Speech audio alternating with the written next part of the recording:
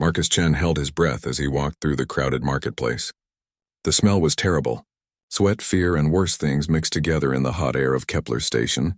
This place existed far from any government control, where traders came to buy and sell things that were illegal everywhere else. He did not want to be here. But his ship needed supplies, and this was the only place to get them without asking too many questions. The Defiant Dreams was not a big ship, and Marcus was not a rich captain. He had to make deals wherever he could find them. The marketplace stretched out in front of him like a nightmare. Cages lined both sides of the wide corridor. Inside the cages were beings from dozens of different worlds. Some looked almost human. Others were so strange that Marcus could not tell which end was their head. But they all had the same look in their eyes. Fear, hopelessness, pain. Marcus tried not to look too closely. He knew what this place was. Everyone in the galaxy knew about places like this. Slavery was legal in most of the galaxy, as long as you followed certain rules. The strong could own the weak. The rich could buy the poor. It was just the way things worked out here. But Marcus was human, and humans had different ideas about these things. He pushed through the crowd of buyers. Most were Vorthak, a warrior race that looked like walking lizards with too many teeth. They pointed at different slaves and argued about prices in their harsh language. Some were Kalari merchants, their blue skin shining with oil as they examined the merchandise like they were buying furniture. Marcus found the supply dealer he was looking for in a small shop between two slave pens. The man was human, which made Marcus feel sick. "Chen," the dealer called out. "Good to see you again. Got those power cells you wanted. Cost you extra, though. Supply problems, you know how it is." "Just give me the price, Harrison," Marcus said. He wanted to finish his business and leave this place as fast as possible. While Harrison gathered the supplies, Marcus heard a voice behind him. It was soft and desperate. Please help." He turned around and saw her, a young female of a species he had never seen before. She looked almost human, but her skin had a pale blue color and her eyes were too large. Her hair was white like starlight. She was chained to a metal post like an animal. "Please," she said again in broken human language. "You are human, yes?" "I hear humans are different." A large Vorthak slave master noticed Marcus looking. The creature walked over with heavy steps that shook the ground. "You like this one, human?" the Vorthak said. His voice sounded like rocks grinding together. "She is Etherian. Very rare now. Most of them are dead. This one has special abilities. Can read thoughts, move things with her mind. Very useful." Marcus stared at the girl. She could not be more than 20 years old if age meant the same thing for her species. Her clothes were torn and dirty. There were marks on her wrists from the chains. "Can you buy me?" she whispered when the Vorthak was not listening. "Take me as your servant? I will work hard. I will do anything you ask. Just please, do not leave me here." Her eyes filled with tears. Marcus had seen a lot of bad things in his travels, but this was different. This was wrong in a way that made his chest feel tight. "How much?" he asked the Vorthak. "Ah, you have good taste," the creature said. "This one is very special." 5,000 credits, Marcus almost choked. That was more money than his ship made in 3 months. "That is too much. For an Etherian with telepathic abilities? This is a fair price. Her people made the best technology in the galaxy before we conquered them. She still knows their secrets." The girl looked at Marcus with desperate hope. "I can translate languages," she said quickly. "I can fix machines. I can cook food from many worlds. I can clean. I can—" "Quiet!" The Vorthak hit her with the back of his hand. She fell to the ground but did not cry out. Something hot and angry rose up in Marcus's chest. Back on Earth, men had once owned other men as slaves. His great-great-grandfather had fought in wars to stop that. Marcus had grown up hearing stories about those times, about how wrong it was for one person to own another. 3,000, Marcus said. The Vorthak laughed. "You think I am stupid? Look at her. Perfect condition. Young, strong, smart, 5,000, or find another slave." Marcus looked at the girl on the ground. She was looking up at him with eyes that held on to hope like it was the last thing in the universe. He thought about his ship, his crew, his debts. 5,000 credits would put them in serious trouble. But he also thought about his grandfather's stories. About doing what was right even when it cost you. "Fine," he said. 5,000. The Vorthak's eyes went wide with surprise. Then he smiled, showing all his sharp teeth. "Excellent. You humans are strange, but you pay well. I will get the papers." 20 minutes later, Marcus walked back to his ship with the girl following behind him. She still had chains on her hands and feet, making small clinking sounds as she walked. Harrison had laughed when he saw Marcus with her. "A slave?" Harrison had said. "Did not think you were the type, Chen." Marcus had not answered. He was not sure what type he was anymore. The girl walked carefully behind him, trying not to make noise. She seemed afraid to speak.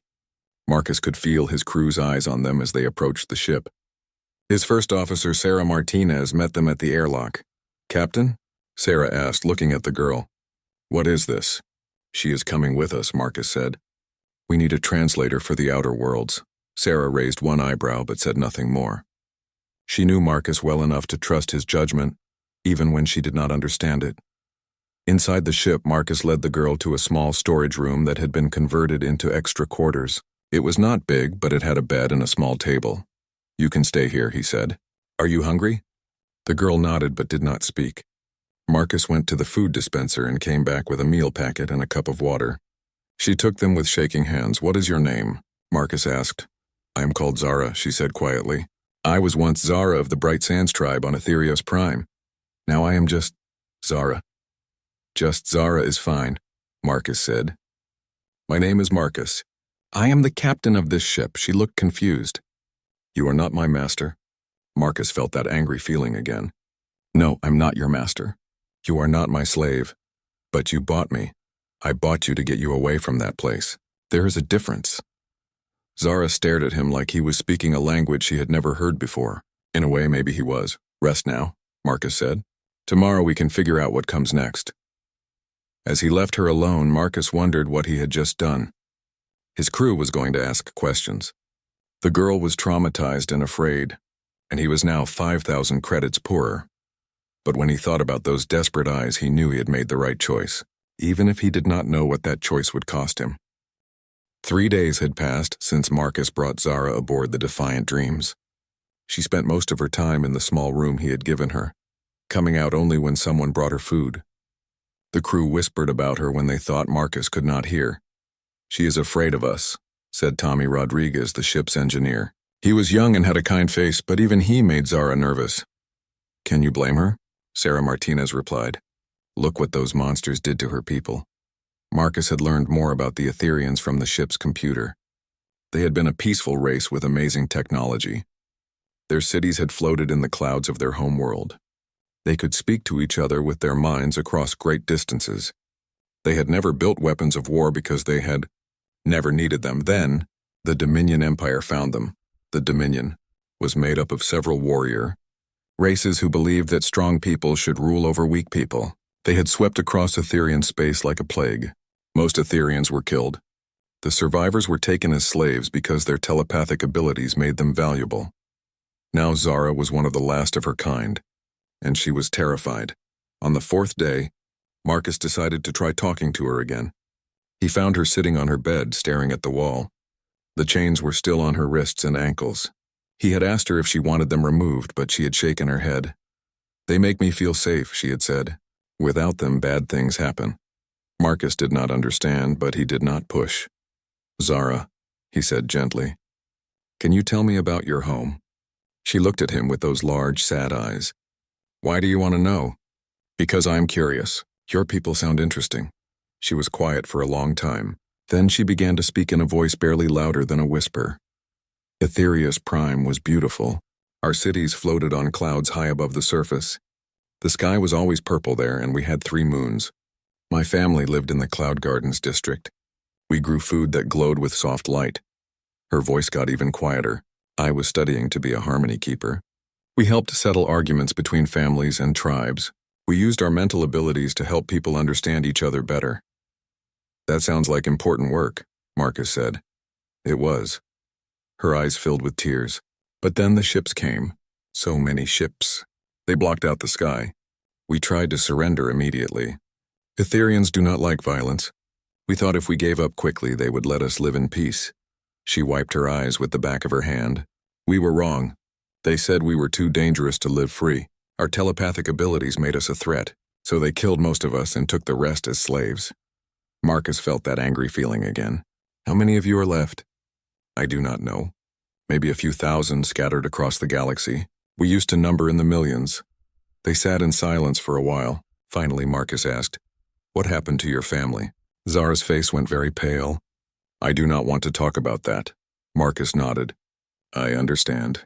You do not have to tell me anything you do not want to." This seemed to surprise her. "You are not going to make me?"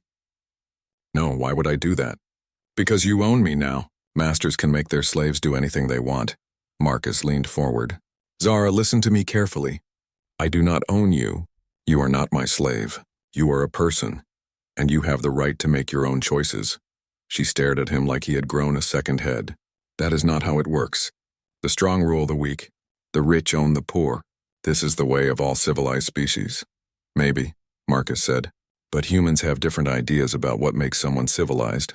Over the next few days, Marcus made sure that every member of his crew understood the situation. Zara was not a slave. She was a refugee who was staying with them until they could figure out something better. She was to be treated with respect and kindness. Most of the crew adapted quickly. Tommy started leaving small gifts outside her door, usually food from his home planet that he thought she might like. Sarah began teaching her more human words during the evening shifts. Even Jake Morrison, the gruff weapons officer, nodded politely when he saw her in the corridors. But Zara remained confused by their behavior. She could not understand why they were being nice to her without being ordered to do so. "It makes no sense," she told Marcus one day. "I am not strong. I am not rich. I am not even human. Why do you treat me like I matter?" "Because you do matter," Marcus said. "Every thinking being matters. Every person has value just because they exist." "Your crew does not believe this," she said. "I can sense their thoughts sometimes. They are confused about why you brought me here." Marcus smiled. "They are confused because I did not ask them first. But they trust me. And they are good people. Give them time." That time came sooner than expected. The ship was traveling through a dangerous section of space when the engines started making strange noises. Tommy worked for hours trying to fix the problem, but he could not figure out what was wrong. "The computer systems are not responding right," he told Marcus. "It is like something is blocking the signals between the engine controls and the main computer." Zara had been listening from the doorway. She stepped forward carefully. "May I look?" she asked quietly. Tommy glanced at Marcus, who nodded. Zara approached the engine control panel and placed her hands on it. Her eyes closed and she was still for a long moment. Then she opened her eyes and pointed to a specific section of the panel. "There," she said. "The quantum relay is damaged, but not broken. It is confused. The signals are getting mixed up inside it." Tommy opened the panel she had indicated. Inside, he found a component that looked fine from the outside but was clearly malfunctioning. "How did you know?" he asked. "I could feel the confusion in the machine's thoughts," Zara said. "Etherian technology works with our telepathic abilities. We can sense when machines are not working properly." Tommy fixed the problem in minutes once he knew where to look. The engines returned to normal operation and the ship was safe again. That night, the crew looked at Zara differently. Not as a strange alien that Marcus had brought aboard, but as someone who had helped save all their lives. "Thank you," Sarah said to her after dinner. "That was well done." Zara looked surprised. "I just did what I could to help." "Exactly," Marcus said. "That is what crew members do for each other." For the first time since coming aboard, Zara smiled. It was a small smile, but it was real. "Crew members?" she asked. "If you want to be," Marcus said. "We could use someone with your abilities. And your knowledge of different languages and cultures would be very valuable." Zara was quiet for a long time.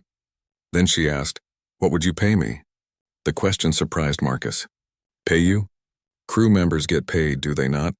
I have heard the others talking about their wages." Marcus realized that she was testing him. Slaves did not get paid for their work. Only free people got wages, yes, he said. "Crew members get paid. We would work out fair wages for you." Zara's smile got bigger. "Then yes, I would like to be a crew member." That night, Marcus found her in the common area talking with Tommy about Etherian technology. She was still wearing the chains on her wrists and ankles, but she sat up straighter. She looked people in the eyes when she spoke. She was beginning to remember what it felt like to be a person instead of property. It was a good start. 2 weeks later, the Defiant Dreams docked at New Geneva Station, one of the largest human settlements in this part of the galaxy. Marcus needed to deliver cargo and pick up new contracts. It was supposed to be a simple stop. Zara had never seen a human station before. She pressed her face to the viewport as they approached, watching the massive structure grow larger and larger. "It is beautiful," she whispered. The station was built in a spiral pattern with gardens and parks visible through the transparent sections. "It looks like it was grown instead of built. Humans like to make things that feel alive," Marcus explained. "Even our space stations." As they prepared to dock, Zara asked if she could come with them onto the station. Marcus hesitated. She had been doing well on the ship, but a crowded station was different. There would be many more people, many more minds pressing against her telepathic abilities. "Are you sure?" he asked. "It might be overwhelming." "I want to try," she said. "I have been hiding in the ship for too long. If I am going to be a crew member, I need to learn how to function in the galaxy again." So Marcus agreed, but as soon as they entered the station's main corridor, he knew something was wrong. Other humans were staring at Zara with strange expressions. Some looked curious, but others looked worried or even angry. "Is that an Etherian?" he heard someone whisper. "What is she doing here?" Marcus guided Zara toward the cargo office, but before they could get there, 3 figures stepped out of the crowd to block their path. They were Dominion soldiers, 2 Vorthak and a Kalari officer. "Halt!" the Kalari said in a cold voice. "That slave belongs to the Dominion Empire. You will turn her over to us immediately." Marcus felt his crew move up behind him. Sarah had her hand near her weapon. Tommy looked scared but determined. Even Jake had appeared from somewhere, his face hard and ready for trouble. "She is not a slave," Marcus said calmly. "She is a free member of my crew." The Kalari laughed. "Impossible. Etherians cannot be free. They are too dangerous. This one was reported stolen from Kepler Station 2 weeks ago. Her legal owner wants her back." "Legal owner?" Marcus felt that familiar anger building in his chest. "She is a person, not property. By Dominion law, all surviving Etherians are classified as controlled assets," the officer said. "Their telepathic abilities make them security risks. They must remain under proper supervision." One of the Vorthak soldiers stepped forward. "Enough talk. Give us the slave or we will take her by force." Marcus was about to respond when something unexpected happened. Other humans on the station began to gather around them. At first, Marcus thought they were just curious about the commotion. But then he realized they were positioning themselves between the Dominion soldiers and Zara. "Problem here?" asked a large man in a security uniform. His name tag read Chief Willis. "This does not concern station security," the Kalari officer said. "This is a matter of Dominion law." "Actually," Chief Willis said slowly, "this is a human station. We follow human law here. And human law says that anyone who steps foot on our soil as a free person stays a free person." The Kalari's blue skin darkened with anger. "The Dominion Empire does not recognize human law regarding controlled assets." "Well, the human station of New Geneva does not recognize Dominion authority regarding our guests," Willis replied. More humans had gathered now. Merchants, workers, families with children. They all stood in a loose circle around Zara and Marcus's crew. None of them were armed, but their message was clear. They were not going to let the Dominion soldiers take Zara without a fight. "This is madness," the Kalari officer said. "You would risk war with the Dominion over one slave?" "She is not a slave," said a woman holding a small child. "She is under human protection now." "And humans do not abandon their own," added an elderly man with a maintenance worker's uniform. Marcus was amazed. These people had never seen Zara before. They did not know her name or her story, but they were willing to stand up to armed soldiers just because she was with humans. The Dominion soldiers looked around nervously. They had expected to collect their property and leave. They had not expected to face down an entire station full of humans. The Kalari officer tried a different approach. "We are prepared to offer compensation for your trouble. 10,000 credits for the return of our property." 20,000, one of the Vorthak added. Chief Willis laughed. "Son, you could offer us all the credits in the galaxy. It would not matter. This is about principle, not profit." The standoff continued for several tense minutes. Then Zara stepped forward. Her voice was quiet but clear. "I choose to stay with the humans," she said. "They have treated me with kindness and respect. They have given me freedom and dignity. I will not go back to being a slave." The Kalari officer's face twisted with rage. You do not have the right to choose. You are property. Wrong, Marcus said firmly. She is a person, and persons get to choose their own destiny. The Dominion soldiers realized they were outnumbered and outmaneuvered. The Kalari officer made one final threat. The Dominion Empire will hear about this. There will be consequences for interfering with our property recovery operations. Let them come, Chief Willis said. Humans have faced worse than the Dominion before. The soldiers left, but everyone knew this was not over. Word would spread quickly through Dominion space that humans were harboring escaped slaves and refusing to return them. It would cause problems for human traders and colonies throughout the galaxy. But as Marcus looked around at all the human faces, he saw no regret. Only determination. Later, in a quiet corner of the station's main restaurant, Zara sat with Marcus and his crew. She had been very quiet since the confrontation. "I am sorry," she said finally. "I have caused trouble for your people." "You have not caused anything," Sarah said. "Those soldiers caused the trouble when they tried to take you by force. But now the Dominion will be angry with all humans because of me." Marcus leaned forward. "Zara, let me tell you something about humans. We have a saying, no one gets left behind. It means that when someone is part of our group, we protect them no matter what the cost. Even if I am not human?" "Especially then," Tommy said with a grin. "Humans have always been attracted to the underdog. We like to help people who cannot help themselves. But I am just one person. The Dominion is a huge empire with millions of soldiers." Chief Willis had approached their table and overheard the conversation. "Miss," he said to Zara, "you might be just one person, but you are one person that humans have decided to protect. And when humans make that kind of decision, it tends to stick." He sat down at their table without being invited. Besides, word is already spreading through human space about what happened here today. Other stations, other colonies, other ships. They are all going to know that an Etherian found sanctuary with humans. And you know what that means? Zara shook her head. It means that other enslaved Etherians are going to start looking for human ships. Other escaped slaves of all species are going to seek out human protection. We just became the galaxy's unofficial refugee service. Marcus felt a chill run down his spine. Willis was right. By protecting Zara, they had sent a message to every oppressed being in the galaxy. Humans would help. Humans would fight. Humans would not abandon you. It was going to make their lives much more complicated. But as he looked at Zara's face, at the hope and gratitude in her eyes, Marcus knew it was the right thing to do. Human or not, she deserved to be free. And if that meant taking on the Dominion Empire, then so be it. After all, humans had never been afraid of a good fight. News of what happened at New Geneva Station spread through the galaxy like wildfire. Within days, Marcus began receiving coded messages from other human captains. Some reported finding desperate aliens hiding in cargo holds. Others told stories of ships being attacked by unknown raiders who freed the prisoners and disappeared, but the most surprising messages came from the aliens themselves. Zara had been working with the ship's communications array, using her telepathic abilities to boost the signal range. During one of these sessions, she suddenly went very still. "Marcus," she said urgently, "there are others. Other Etherians. They are trying to reach me."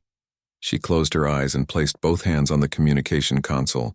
Her face showed intense concentration. "Where are they?" Marcus asked quietly. "Scattered across dozens of star systems. Hidden on cargo ships, locked in slave pens, working in mining colonies. But they heard about what happened at New Geneva Station. They want to know if it is true. If humans really help escaped slaves?" Marcus thought about this. "Can you tell them yes? Can you give them information about safe places to go?" Zara nodded. "I can try, but it is dangerous. If the Dominion detects these transmissions, they will track down everyone involved." "Let me worry about the Dominion," Marcus said. "You focus on helping your people." Over the next several weeks, the Defiant Dreams became the center of an underground network. Zara used her telepathic abilities to coordinate with Etherians across the galaxy, giving them information about human ships and stations that would help them. Marcus and his crew began making regular runs to pick up escaped slaves and transport them to safety. They were not the only ones. Reports came in from all over human space about similar operations.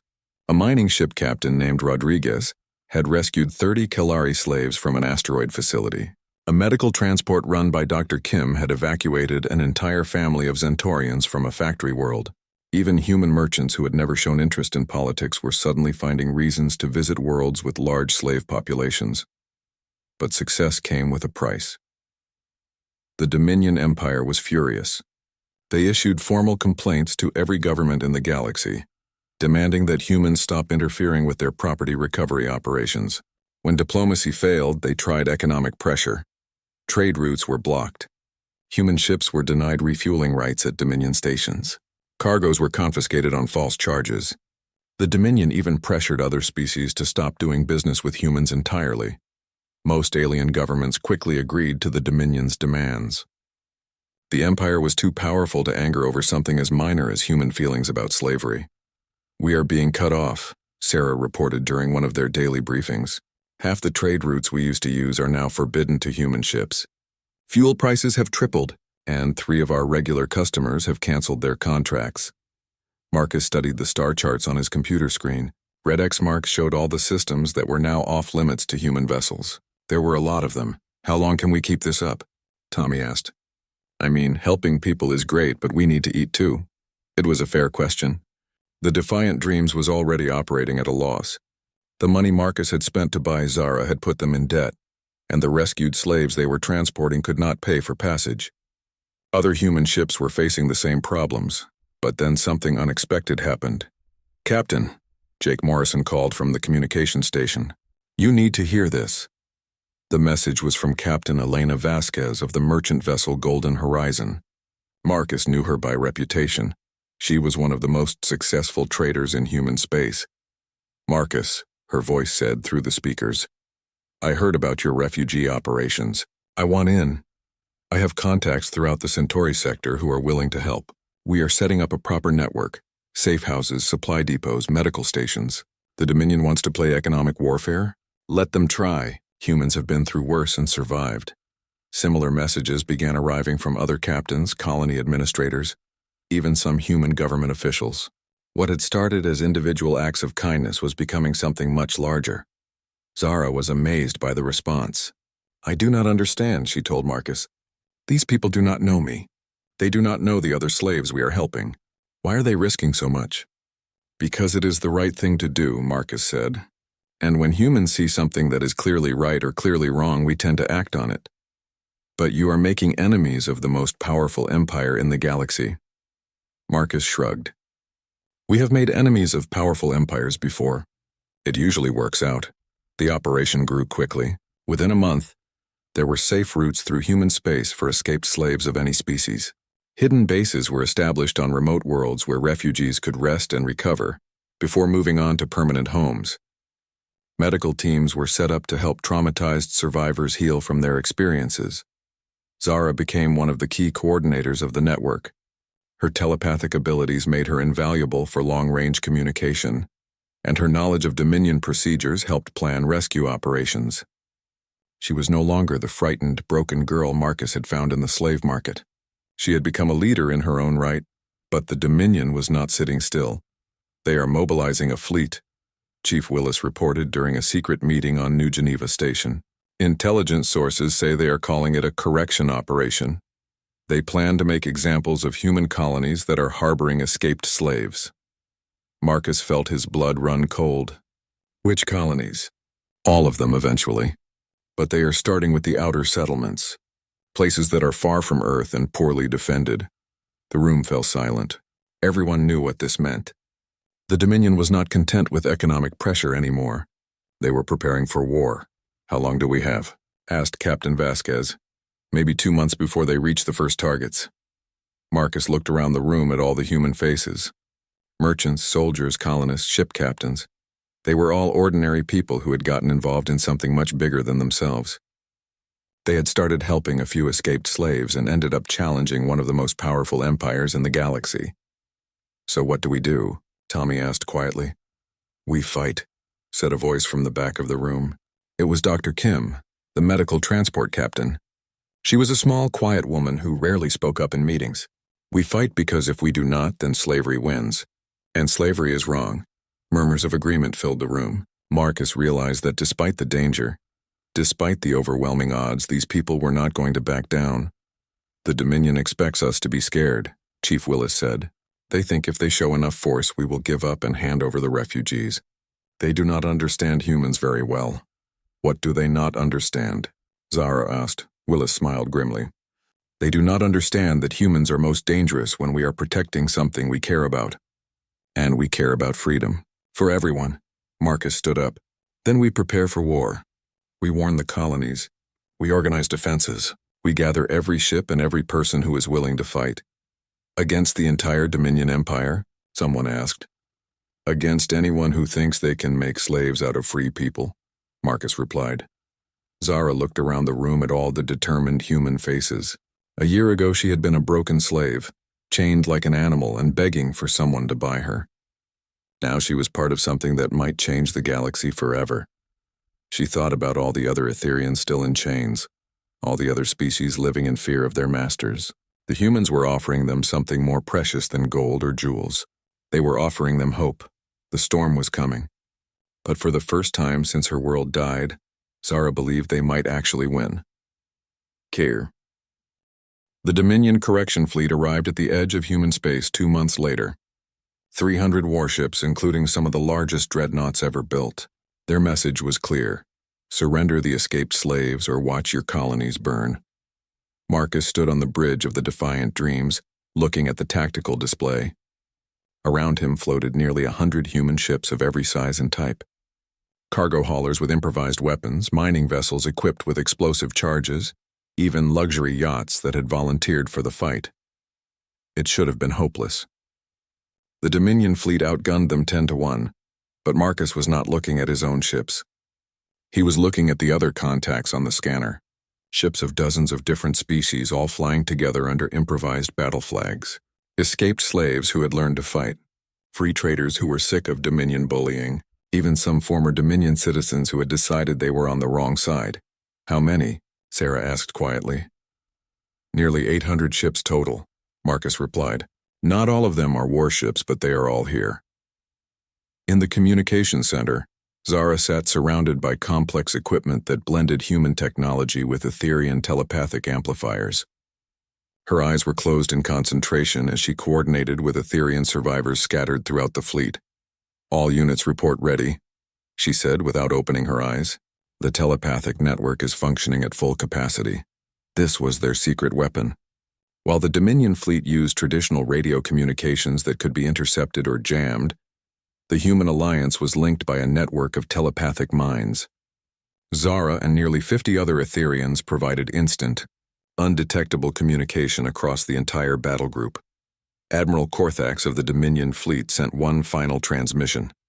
"Humans of the rebellious colonies, you have 1 hour to surrender all escaped slaves in your possession. Failure to comply will result in the complete destruction of your settlements and ships. This is your final warning." Marcus activated the general communication channel. His voice went out to every ship in the human alliance. "Friends," he said simply, "a year ago I met a young woman chained like an animal in a slave market. I bought her freedom because it was the right thing to do. Today we fight the most powerful empire in the galaxy, because it is still the right thing to do." He paused, looking around at his crew. Sarah at her weapon station, determined and ready. Tommy at engineering, making final adjustments to their improvised weapons. Jake at tactical, studying the enemy formations. And Zara, her face peaceful despite the chaos around her, connecting hundreds of minds across the battle zone. "We are not here to conquer worlds or build an empire," Marcus continued. "We are here because slavery is wrong. Because every thinking being has the right to be free. Because no one should have to beg someone else to buy them just to escape a life of misery." Across the fleet, crews prepared for battle. Weapons were charged, shields were raised, and final checks were made on equipment that had never been designed for military use. "The Dominion thinks we will run when we see their superior numbers," Marcus said. "They think fear will make us abandon our principles. They do not understand that humans are most dangerous when we are fighting for something we believe in." The hour passed quickly. As expected, no human colony surrendered any refugees. The Dominion fleet began its advance. But something strange happened as they approached.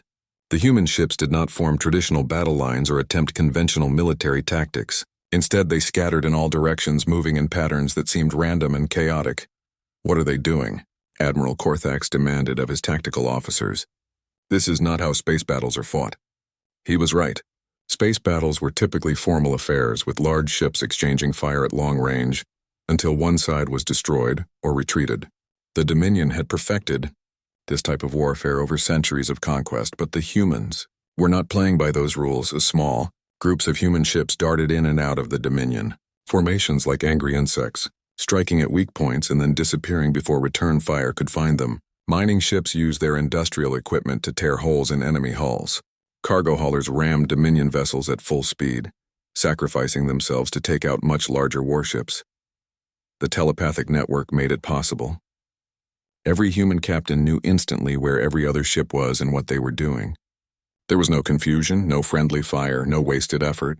The entire fleet moved like a single organism with hundreds of parts. It is like they can read our minds, one Dominion captain reported. Every time we try to target them, they are already moving to counter our attack. In a way, they could read minds. Zara and the other Etherians were not just providing communication. They were sensing the emotions and intentions of the Dominion crews, predicting their actions before they happened. The battle raged for hours. Despite their numerical advantage, the Dominion fleet found itself unable to land decisive blows against the human alliance. Every time they concentrated fire on one target, the humans would strike somewhere else. Every tactical formation they tried was countered before it could be completed, but the most devastating moment came when Zara made an announcement that was heard by every ship in both fleets. "Attention all Dominion vessels," she said, her telepathically amplified voice carrying across space. "This message is for the slaves and indentured servants aboard your ships. We know you are there. We know you are listening. And we want you to know that freedom is possible." Admiral Korthax tried to jam the transmission, but telepathic communication could not be blocked by conventional means. "To the Kalari engine crew on the Dreadnought Dominator," Zara continued, "there are escape pods on Deck 7. To the Zentorian servants on the battleship Conqueror, the humans have medical ships standing by to treat your injuries. To every being who has been told you are property, we tell you that you are people, and people deserve to be free." What happened next was something the Dominion had never faced before. Across their fleet, slaves and servants began to rebel. Some sabotaged critical systems. Others seized control of weapons.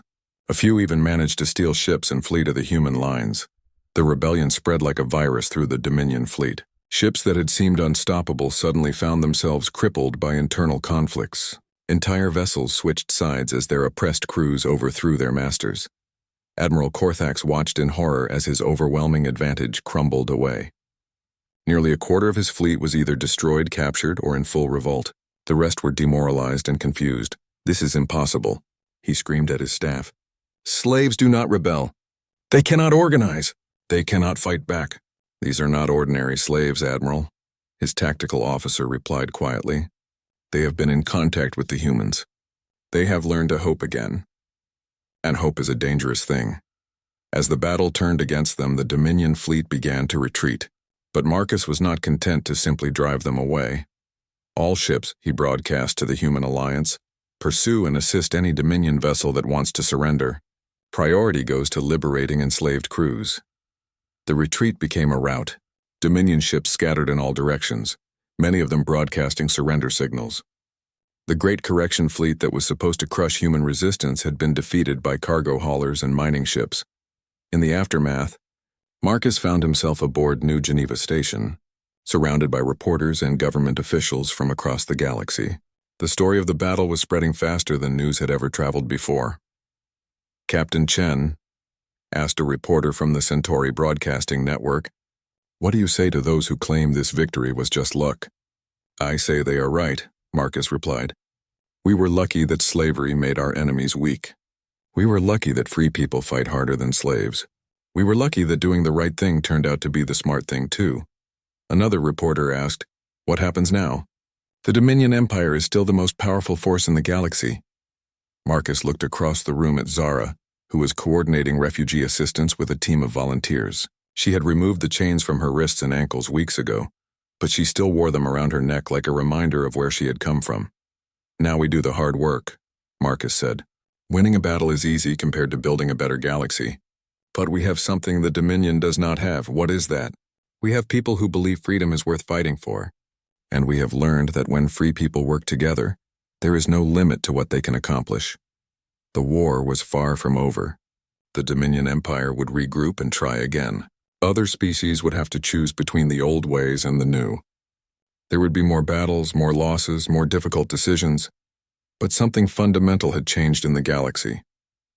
The idea that some beings were naturally superior to others had been challenged and found wanting. The notion that the strong had the right to enslave the weak had been tested in battle and proven false. Years later, historians would mark this battle as the beginning of the end for institutionalized slavery in their part of the galaxy. They would write about the great ships and famous commanders, the tactical innovations and strategic brilliance. But Marcus knew the real story. It had started with one desperate girl in chains begging for someone to buy her freedom.